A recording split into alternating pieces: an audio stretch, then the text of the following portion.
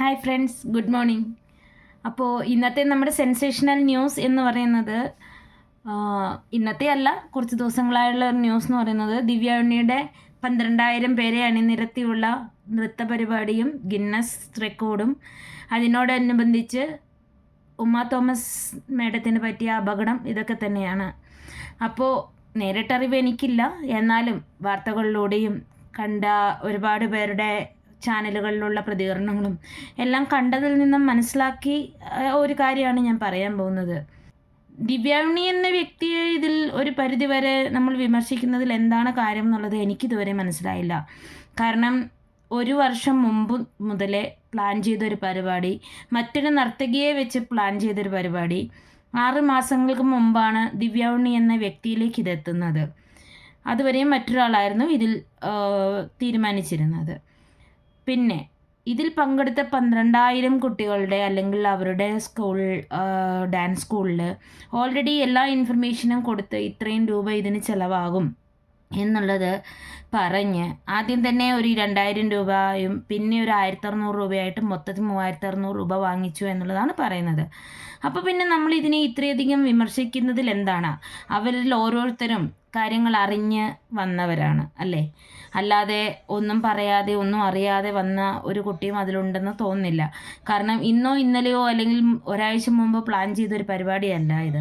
കഴിഞ്ഞ 1 വർഷത്തോളം അല്ലെങ്കിൽ കഴിഞ്ഞ കുറേ മാസങ്ങളായി പ്ലാൻ ചെയ്ത് എല്ലാ വിവരങ്ങളും അവരിലേക്ക് എത്തിച്ച് തന്നെ പ്രവർത്തിച്ചൊരു ഇതാണ്.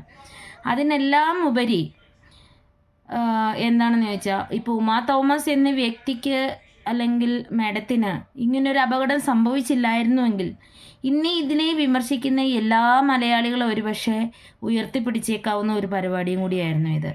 അതിൽ ദിവ്യ ഉണ്ണി അതിന് നേതൃത്വം കൊടുത്തു എന്നത് ഇത്രമാത്രം അവഹേളിച്ച് സംസാരിക്കുന്നതിൽ എന്താണെന്ന് മനസ്സിലാവുന്നില്ല. അവർക്ക് അങ്ങനെ ഒരു അപകടം സംഭവിച്ചത് ഒരിക്കലും ഒന്ന് കുറച്ച് കാണുന്നതല്ല. അത് ആ പരിപാടിയുടെ സംഘാടകരുടെ മിസ്റ്റേക്കാണ്, അവർ ചെയ്ത തെറ്റാണ്. അതിനെ ഉൾക്കൊണ്ടുകൊണ്ട് തന്നെ ഒന്ന് ആലോചിച്ച് നോക്കി, ആ കൊച്ചു കുഞ്ഞുങ്ങളടക്കം പല പ്രായത്തിലുള്ള ആളുകൾ അവിടെ മത്സരിച്ചിട്ടുണ്ട്. അതെല്ലാവരും ഒരു സ്ഥലത്തിരുന്ന് പ്രാക്ടീസ് ചെയ്ത് അല്ലെങ്കിൽ ആ വേദിയിലേക്ക് എത്തിയതല്ല. ഈ കേരളത്തിൻ്റെ തന്നെ അല്ലെങ്കിൽ ലോകത്തിൽ തന്നെ പല സ്ഥലങ്ങളിലിരിക്കുന്ന ആളുകളെല്ലാം കൂടി ഒരു CD-യുടെ ബലത്തിൽ അതിട്ട് കണ്ട് പ്രാക്ടീസ് ചെയ്ത് മണിക്കൂറുകളോളം ഒരു വേദിയിൽ വന്ന് നിന്ന് പെർഫോം ചെയ്തു എന്ന് പറയുമ്പോൾ എത്രത്തോളം അധ്വാനം, എത്രത്തോളം കഠിന പ്രയത്നം അവരതിന് പിന്നിൽ ചെയ്തിട്ടുണ്ട്. അതിനെയല്ലേ ആളുകൾ ഇത്രയധികം വിമർശിച്ച് ഒന്നും അല്ലാതാക്കുന്നത്?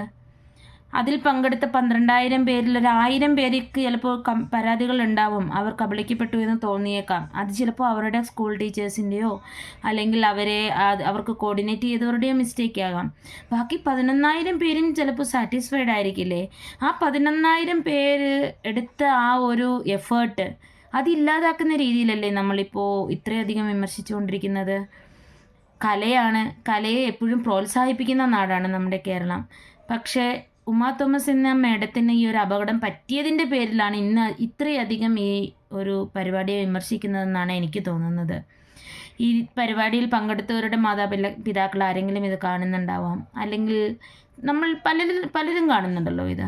നിങ്ങൾക്ക് നിങ്ങളുടെ അഭിപ്രായം രേഖപ്പെടുത്താം. ഞാൻ എൻ്റെ അഭിപ്രായം പറഞ്ഞു എന്നേ ഉള്ളൂ. Thank you. അപ്പോൾ ഇന്നലെ ഞാൻ ഹാപ്പി ന്യൂ ഇയർ പറഞ്ഞിട്ടുണ്ടായിരുന്നില്ല. എല്ലാവർക്കും എൻ്റെ happy new year. Thank you. Bye bye.